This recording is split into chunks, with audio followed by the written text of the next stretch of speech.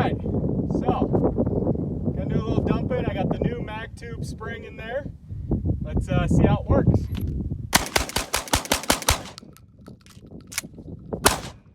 I would say it worked.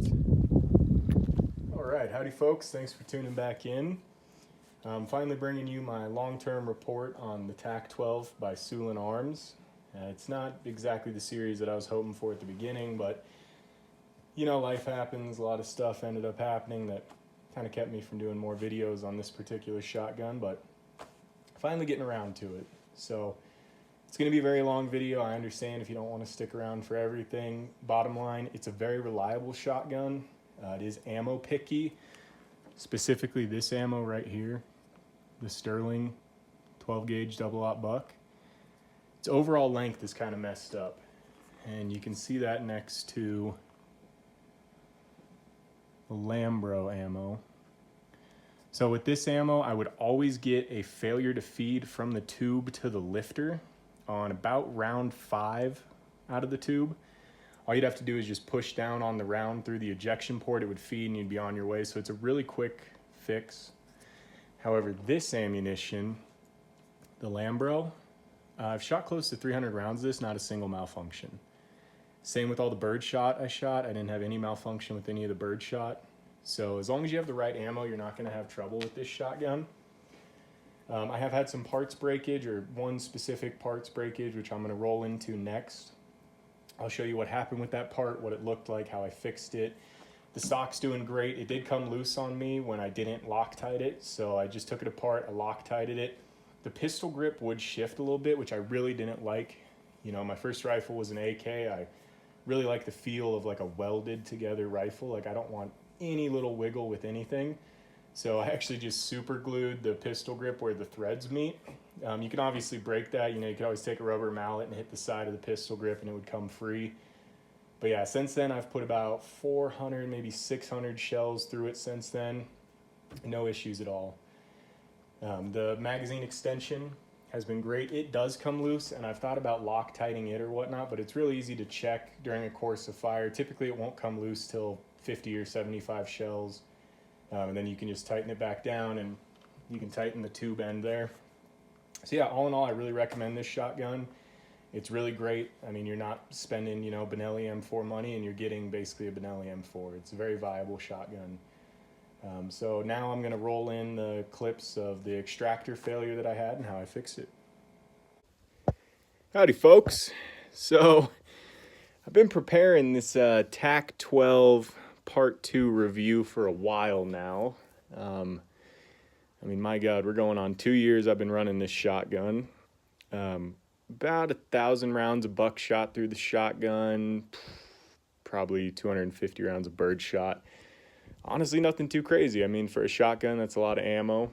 You know, if you're a typical shotgun user, you'll maybe shoot 50 to 200 rounds a year. I don't know, somewhere around there. Anyways, last time I was out shooting it, I had a single failure to extract in all of that ammo. And as soon as that happened, I was like, whoa, what's going on here?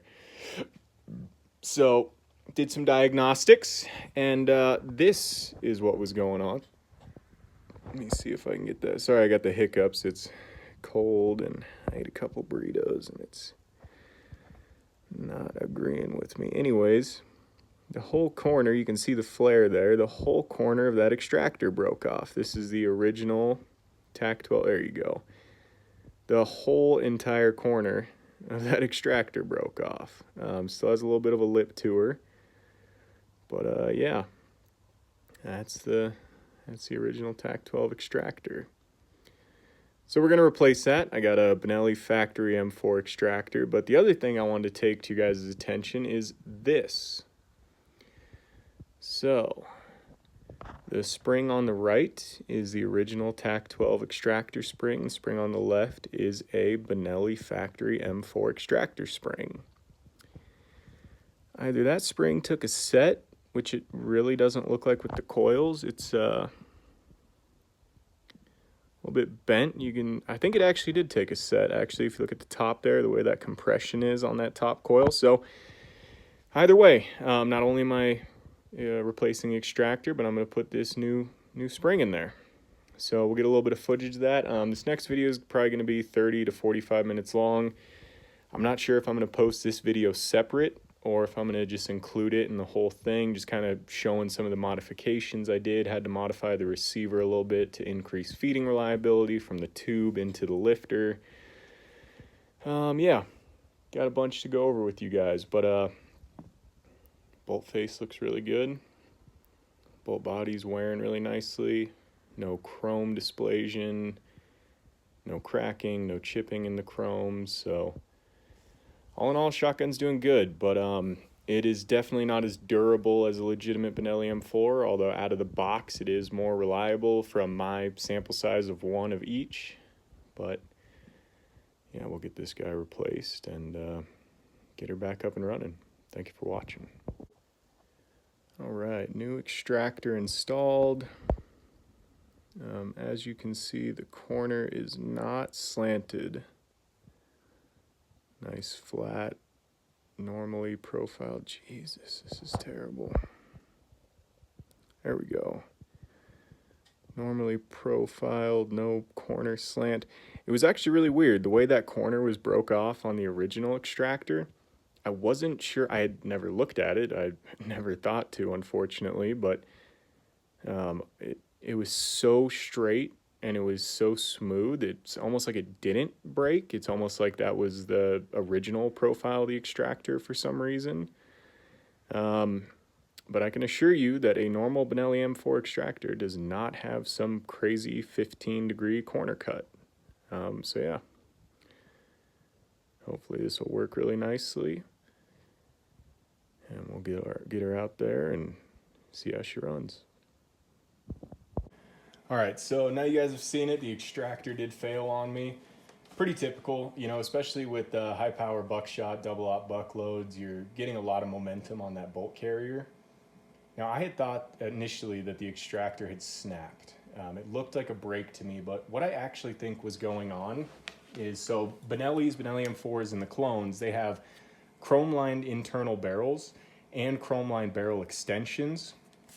You can see that back here. So the whole extension is chrome lined. So what I actually think caused that is, if you can see down in there, there's a little chamfer where the bolt hits the barrel. I think what happened is just through, you know, 700 or 800 rounds. I'm sorry I keep giving kind of sporadic round counts on this guy. I did a pretty poor job of keeping round count after 2 different boxes. I had 300 rounds of birdshot that I put through it that I know for a fact was 300 exactly. And then I put another 250 through exactly. So aside from that, I'm not 100%. I'm very confident in saying it's seen at least 1,000 shells at this point. It can't be a lower number than that. I want to say around 1,300, but anyways, so what I think was happening is that when the bolt was coming into battery, you can see the extractor right here. So if you see, the extractor makes contact first, and then as the bolt rotates, that extractor is grinding against that barrel extension. So I just think over time it wore down the edge of that extractor and just made it less reliable, which, you know, that's to be seen. And you can get Benelli OEM extractors with the extractor spring for, God, I want to say it was $20. I think I got it from Freedom Fighter Tactical. Freedom Fighter Tactical, shout out to that dude. That guy is awesome. He is really devoted to this weapon platform. On my true Benelli H2O, instead of having an extension on the mag tube, I just have a solid full-length mag tube, which I got from him. Awesome setup. I actually contacted him about this particular shotgun, and he talked to me for a little bit, talking about, you know, anything he's seen that helps them work better, and his big recommendation was replacing the magazine tube spring, which he recommends on normal Benellis as well. And especially since I like to run this as like a truck gun, you know, keep it fully loaded, have it set, ready to go. Obviously no round in the, you know, chamber. You can ghost load 1 on the lifter, so you can have 7 in the tube, 1 on the lifter, and then 1 on the match saver. So you can have 9 rounds with the rack of a bolt, right? So I took his advice. I did replace the magazine spring with the Wolf spring, I believe it is. It's a +10 power magazine spring, great improvement. I wasn't having any reliability issues with the original magazine spring, but I did notice that it was a lot stiffer on the last round with that new spring. So the next thing I want to go into are these guys. These are extended Benelli charging handles. Now you can see this one has some pretty decent wear on it. I did use this one for a while. This one's like basically brand new. You can see the polishing right here, and that polishing correlates with the polishing on the receiver you can see right here. So I did try these bolt handles out.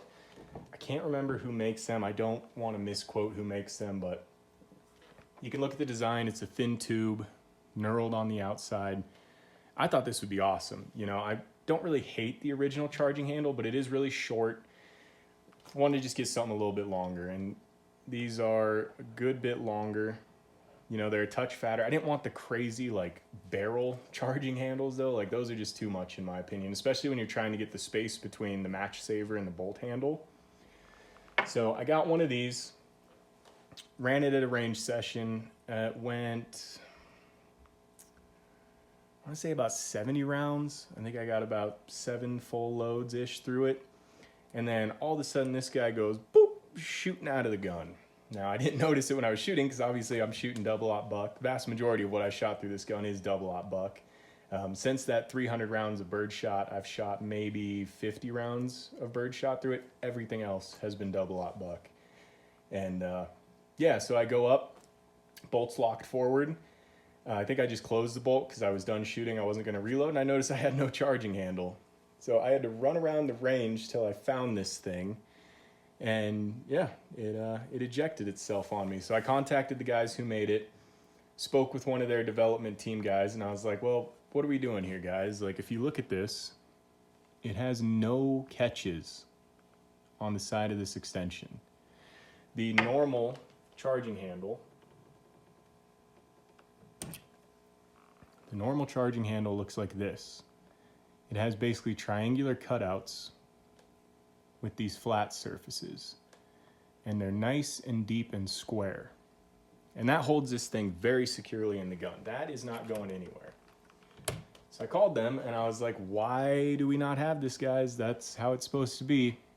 And the guy told me with a straight face, he said, well, you know, that was actually a design choice that I made because the texture on this bolt handle is just so stiff that we didn't want it cutting people's hands. You know, we were really worried about it digging into people's hands. So we made it so it could rotate freely.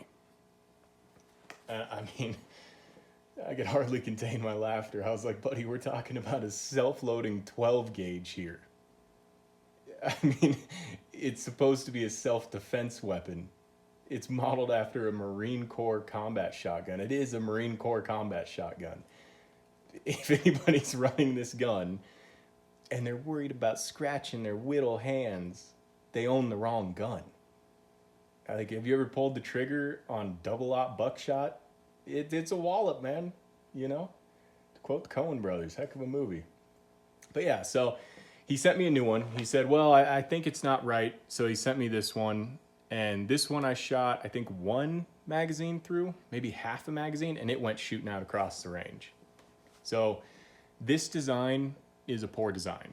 I love this part. If you take this back end off, this part is kick-ass. This is great. This is what the Benelli charging handle should be. It's still slim enough that it doesn't interfere, but it's longer, it's a little bit thicker. This is awesome. But this is just ridiculous. And you can see the polishing on this one. I actually tried to modify it to kind of give it a little bit of an edge where it would come out. I really squared it off. It still flew out of the gun. So you can't make this work. And that is one thing I think is unfortunate in the market, is they don't have the extended charging handle I'm looking for. They're either competition charging handles or, you know, combat charging handles. And this to me is a really nice middle ground. And I'd love if they took this and put it on the stem of that. So that's unfortunate. I would say be careful if you're going to start working with any extended charging handles. Really be careful with that. Make sure you know what you're doing. Make sure you know what you're looking at. Don't waste your money. You know, I feel like I wasted my money, but I did get 2 of them for the price of 1, so it's not the end of the world. Maybe I can make it work one day. I have thought about having a buddy of mine just weld up this whole area and then I could come in there and profile it like the correct charging handle. Maybe I'll get around to that someday. I just haven't so far. So yeah, that was another little bit of a parts failure on this guy. What would be the next best thing to go over? I guess I'll go to the match saver next. This thing has worked perfect. If you watched my video on installing that, I did cut the nut. I don't believe I Loctited it, but I might have. This has never shifted on me. It's never come loose. I've gotten really, really fast with it. So you can hit this thing so fast. If you know what you're doing, this thing is crazy fast. You know, boom, boom, boom, boom, boom. Like this is stupid fast. So that is definitely a product that I really like. I definitely think it's a good addition. When I first installed it, I believe I mentioned, like, I don't think it's a real tactical part. I don't think it's a real critical part. I take all of that back. This is an essential element to the shotgun. You're limited with tube capacity, right? You know, all the cool guys nowadays, they're running magazine-fed shotguns, right? And I get a lot of reasons why you would do that. Number one, with a magazine shotgun, as long as it has a 3-inch chamber, these over-length 2 3/4 inch shells would mean nothing because you're talking about a box magazine, right? In a tube, they mean a lot because they're stacking like this, right? If they were stacking like this, it's no issue. So I would say that the box magazine fed shotguns have their place. My problem is carrying a lot of box magazines. You know, once you run out of loaded box magazines, you now have to pull the magazine out, reload a box magazine, then reinsert, right? And with this guy, if you get good with it, you know, you can do one of these where you can have shells stabilized like this, and you can come up and double load, right? So that's 2 shells right there. So if you practice with one of these, you can keep it topped off very efficiently. In my opinion, this is still the best self-defense combat shotgun, whatever you want to call it. You know, I know there's a bunch of idiots out there that are like, oh, it's an assault weapon. It's like, no, it's not. It's just a self-loading shotgun. John Browning invented them well over 100 years ago. They've been more common in civilian hands than military hands for forever, ever since they were invented. These have been far more common in civilian hands than military. But anyways, that's a bit of a tangent. So another thing that I went into on this shotgun is I wanted to have a spare fire control group in case anything failed. I did get a parts kit from everygunpart.com that was supposed to be a Benelli M2 parts kit. It was actually a Franke parts kit. And the fire control group was pretty close to what I was looking for, but it didn't really work. It was kind of off in areas, so I just left that alone. This particular fire control group, though, has lasted really well.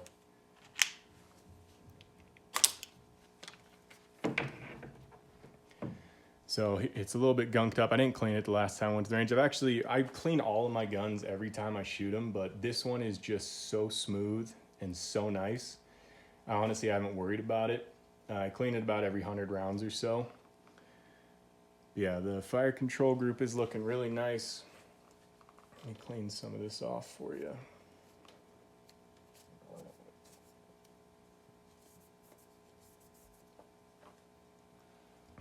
So you can see the left lifter engagement arm.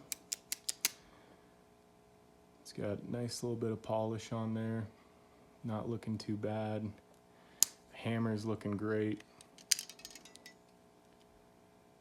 Not any excessive wear on that. The sear surfaces are looking real nice. This does have an excellent trigger, by the way. So the reset on there is just nothing. Like it is hard to put into terms how short that reset is. It lets you be so fast with this shotgun, which I can be insanely fast with this shotgun. Every time I go to the public range and I hammer off real quick, people are like, what on earth was that? I was like, man, that was just my finger, dude. That is not a machine gun. All the springs are doing really nice on this fire control unit. The polymer's looking good. Lifter still has a really nice amount of tension to it.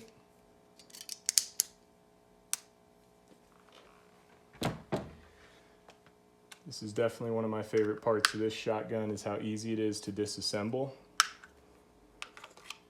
You know, to get this back in there, you just hold the button down.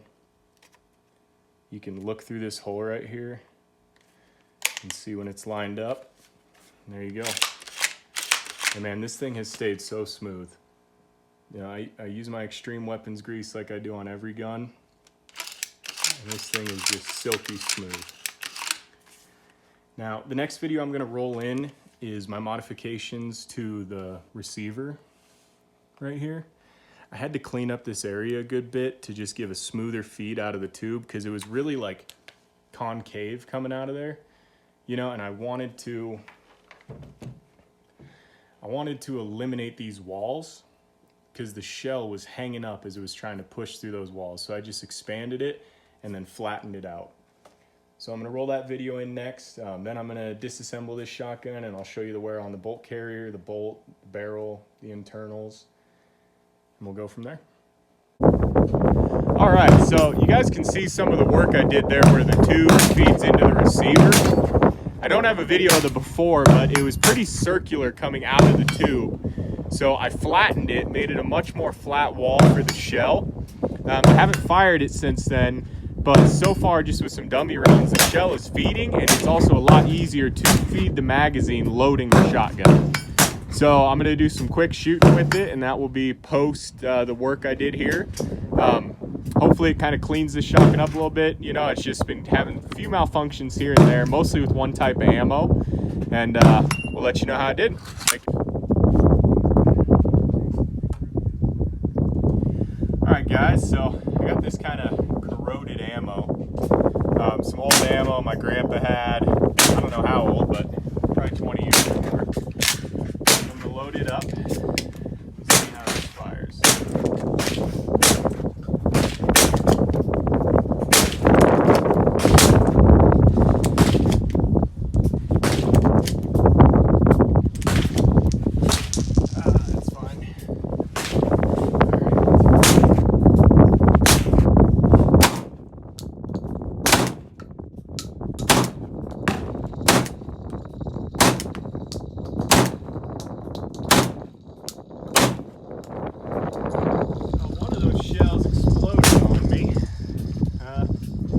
I don't know which one, but I got hit with some paper in the face. But yeah, it seemed to function flawless. As you can see, I didn't have any issues, so I'm gonna test throughout the day 50-ish rounds of this ammo, which I've been having trouble with, and I'm gonna go over this with you guys. This is Sterling buckshot. The overall length of this ammo is bad. I think I mentioned it in a previous video, but the overall length is closer to 2.85 inches, so it actually disrupts how much ammo you get in the tube. And I was having feeding issues with it, which I have not had with any other ammo type. So thank you much for watching. All right, so you guys saw the little modification I did to the receiver. It's nothing too crazy, but it did really improve feeding. Just made it smoother right in here. It's very easy to do. You know, just get in there with I hate to say it, but a Dremel. Clean it out. Doesn't have to be too perfect. I mean, you can see that's kind of a little rough, but it's very smooth. It's very clean. So that works. It's a nice little way to just kind of aid in reliability. Now, I'm going to show you guys the overall condition of the parts after this many rounds. So we're going to start with the firing pin.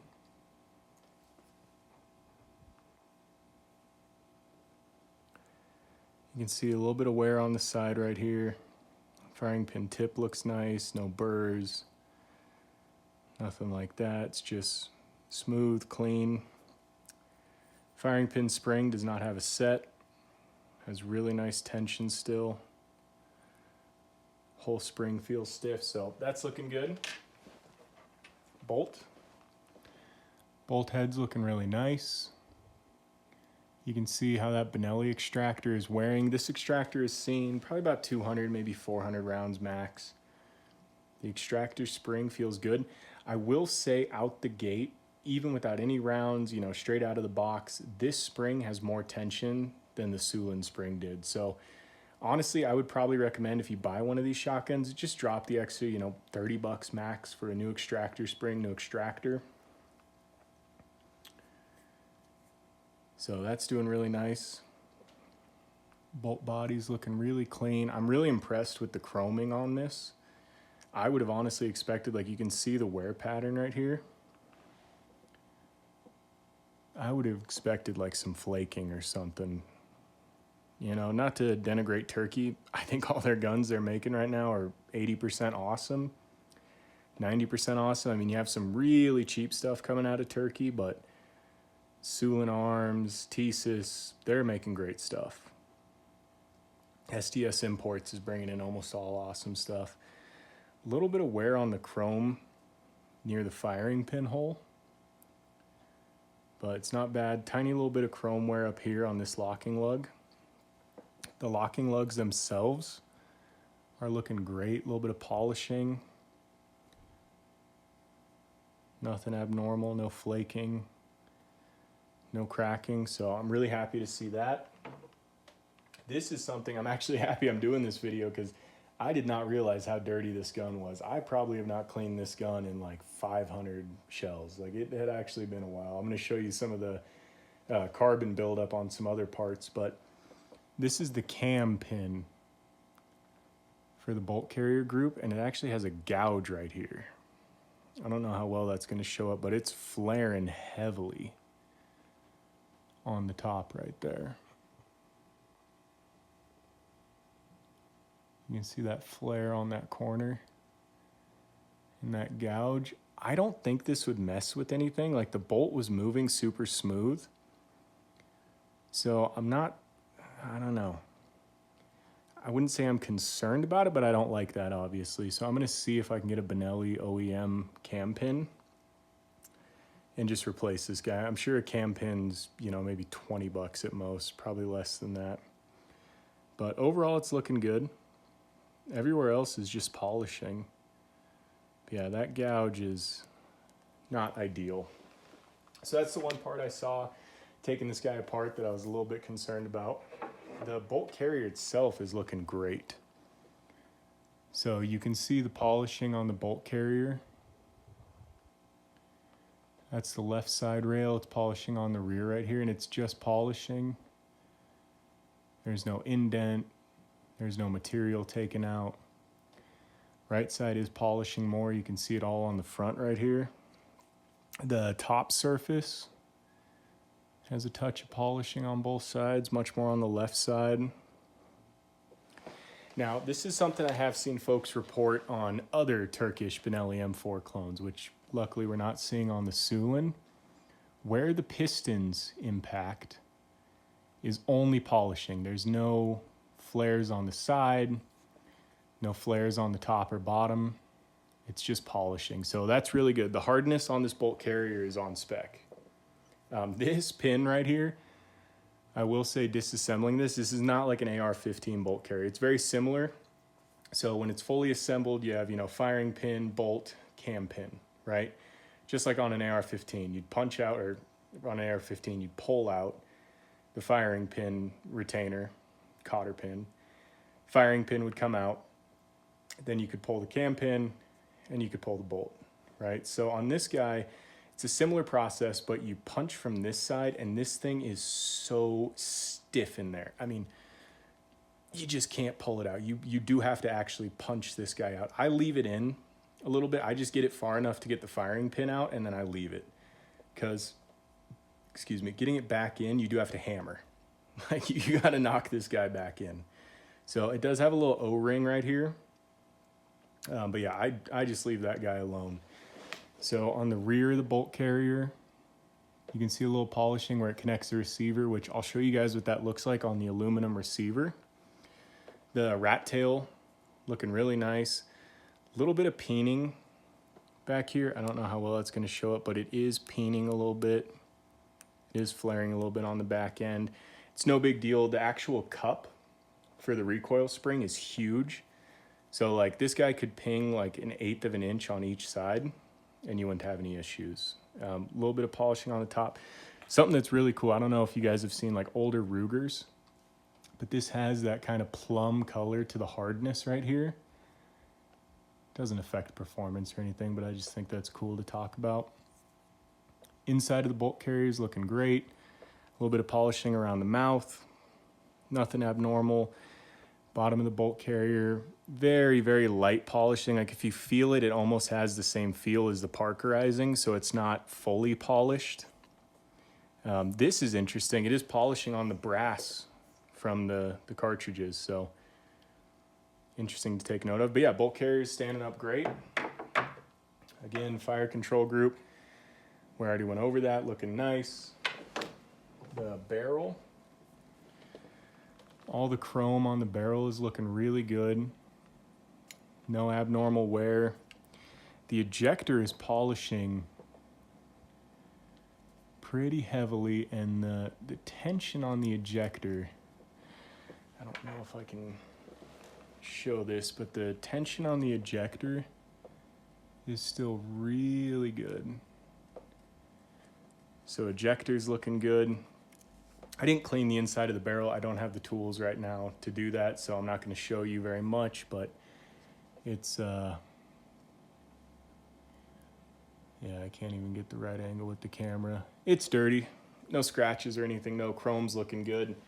One thing I will say though, if you can see the carbon caked on here, you can see where I gave it a wipe in the middle. There's a lot of carbon. These pistons are not as free floating as they were before. And I have never cleaned the piston system throughout the life of this shotgun. I don't know the maintenance schedule for the gas system. I'm sure you can take it apart. I'm gonna look it up and I'm gonna clean these guys. This guy is way more free floating than this guy, but they do still move, so they're not, you know, carbon locked, which is nice. But yeah, these guys need a cleaning after this many rounds, that's for certain. So I'm gonna end up doing that. Now, the receiver itself, so I do have a 2-point sling on here. Definitely recommend that. So I'm kind of tied to it. I'm gonna get up here. I'm gonna get the light where you can look down in there. So the receiver is wearing real nice.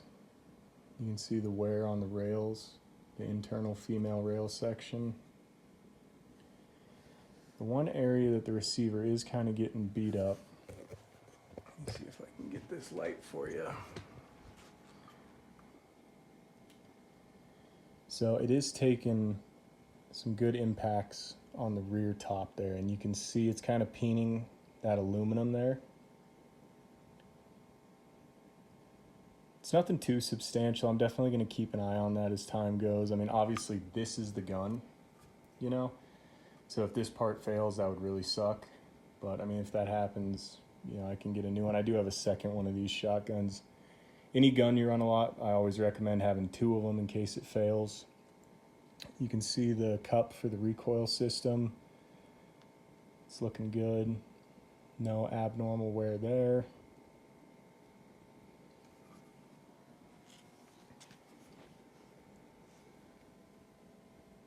Get a little closer view on that work I did to the receiver. It looks really damn ugly, but it is very smooth and it does aid the shell feeding. Nothing on this side. This is the shell catch. So you can see where normally it would be like that, stopping a shell, and then when you hit the button to release a shell, you pull the trigger, it pops just enough to let a shell through and then comes back like this. That part is wearing pretty good. Nothing weird there. The spring is still exceptionally stiff. Carbon buildup on the tube on the bottom. Get a lot of carbon buildup right there. Carbon buildup on the bracket for the handguard, you get a good bit. Good bit of carbon buildup where the pistons enter the receiver. This front section of the receiver is where the barrel locks up. So normally you have this barrel extension right here running the whole way down to a little shelf right there. So you don't get hardly anything right there. Stays very clean. Oh, one thing I did forget to mention as well. So I definitely recommend on these guys, if you get one, Loctite these screws. So I wasn't paying any attention to them, but this screw right here did at some point just eject off the shotgun. So I did have to get a replacement Benelli screw for this. It doesn't quite match the threads. I don't know how well you can see it, but the other screws are a little bit deeper. It is rock solid now, and you do need all of them. I tried tightening it down without this screw, and it doesn't work. So you do need all of these screws. Get the replacement screw, lock it down as tight as you can, and Loctite it. Loctite all of them, and this guy will stay snug. Rear sight, I've had absolutely no issues with. Super duper tight. The screw that locks that in, this big guy right here, no issues with that. That's this screw right here. Elevation and windage adjustment with this screw. Very nice. You can get this thing locked in really, really, really well. This is a fantastically accurate shotgun. Now the front sight, I did replace with, actually I think the rear sight as well. Let me check. Yeah, so I did get the full sight set for night sights. I believe they're Mepro light. So I do have night sights installed on this now. This can be really annoying. You can see this little nut under here. So basically what you want is like a super small, oh my God, the word is escaping me. Anyways, they're the mechanics wrenches. You know, they have the crescent wrench on the front, and then they have the circular hex wrench on the rear. So just get up in there, hold that guy down, and screw this as much as you can. You barely can, because obviously it's very long and you have the wings, so you can only get like a little quarter rotation on it. That should be enough to bite the threads. Then what I did is I took 2 shims and I put those shims between the front sight and the wings so I could hold that front sight perfectly straight. And then just very slowly you get these tiny little rotations until you get this nut set. You really want to Loctite this too. But yeah, so this is my setup overall. I think the shotgun is awesome, man. I really think this Sulun 12 is one of the best buys on the market. Don't be scared of 12 gauge. You know, it is a little bit of a hammer, but you can grow to it. You can learn how to control the recoil, and you can do a lot with this shotgun if you get good with it. So overall, it's lasting exceptionally well. One last thing I would like to go over is this stock system. So the way I have this set up is I do have a 2-point sling on here, has the padded shoulder. Now, on these Sulun stocks, this is a correct Sulun Arms collapsible stock. These quick detach are free rotate, which is just one of the dumbest ideas in history. I don't know why people do that. They should have locking points, you know, where the quick detach part won't rotate. So what I did is I got it where I wanted it, and then I just used this little tie, and I just tied it down so it can't rotate on me anymore. It's always going to be in the position I like. The actual collapsible feature is really weird. I have 2 of these stock systems. I haven't installed the second one on my other shotgun yet. I do have one of the like fixed wristed stocks, so no pistol grip. Not really sure which way I'm going to go on the second shotgun. I kind of want to mess around with, you know, the traditional wristed stock. But the collapsing feature on this, the way it works is it has these little shelves that connect with these pins. And if you see how that shelf slips off? So collapsing this thing, if I push all the way, the stock just comes right off. It's very, very, very weird. So what I've done is I actually scored, let's see if I can get it back in the right spot. I actually scored the tube, so I know the position that I want, and then I just leave it like this. The bag that I keep the shotgun in, it can fit like this, and this gives me the length of pole that I prefer. So it's just a little bit in front of my elbow, and this gives me the correct length of pole. So if you get one of these stock assemblies, I would definitely recommend that. I don't know if they all have this problem, but it's definitely a design flaw. This should not work like this. This should be more like an AR-15 stock where these wings cannot slip over the peg. It is a 12 or a 9 position stock, so you do have a lot of room to work with length of pull. It's very, very nice. 100%, you buy one of these shotguns, this is the upgrade you need. Everything else, I would say aside from the magazine spring, I would definitely recommend getting that right out the gate too. And of course, the extension. You know, don't mess around with that limiter. That's ridiculous Bush era nonsense. Yeah, it's a great shotgun, guys. I really recommend it. I thank you guys for watching this long. I know this is an incredibly long video. If you did make it to the end, thank you so very much for watching. If you have any questions on anything I did not cover, please let me know. I'll be happy to answer it down in the comments. I'm going to be using this shotgun forever until it dies. I love it. If it does die, I have a second one that I'll pick right up and I'll start running right away. So grab yourself one of these while you can. The other Turkish brands, I don't know if they're made by Sulun. I don't know if they're different manufacturers. It's very hard to figure out exactly who's doing what over in Turkey. But these Sulun are tried and true. Turkish military uses them. Canadians have used them many years before Americans got them. This is one of the first ones off the line. This is serial number 522. My other one, excuse me, not first one's like off the line 100%, but first one's imported into the US. My other one I bought, man, 4 months, maybe 6 months after this guy. And it's actually a lower serial number. It's like 200 and something. So they're fantastic. You know, even the early production ones, like obviously you guys have seen my Beretta 30X videos. If you haven't, check them out. It's a sad story with that pistol, but I really hope it goes far. Anyways, you know, first production guns can have issues, but really even the low serial number American Sulun Tac-12s are not low production because they were being made many years before they came into this country. So check these guys out. I hope your mileage varies just like mine. You know, I hope it's consistent across the board. These are fantastic. And, you know, it's a wonderful platform to get into. It's a very interesting manual of arms. You know, when you have this thing set up like normal, right? This button is what releases the shell.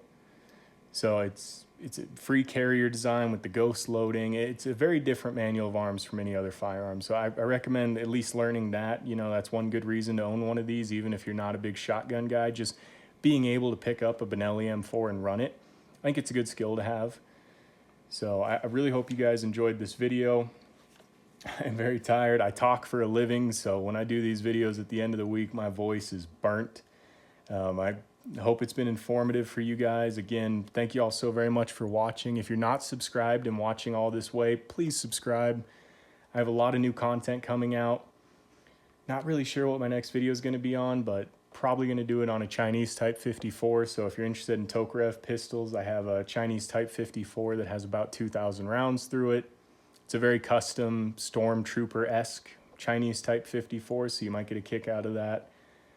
Much more AR-15, AK content, you know, Beretta 30X, that saga is going to continue, and a lot more of this guy. So, again, I can't thank you guys enough. I really appreciate the support and all of you watching, and have yourselves a wonderful weekend.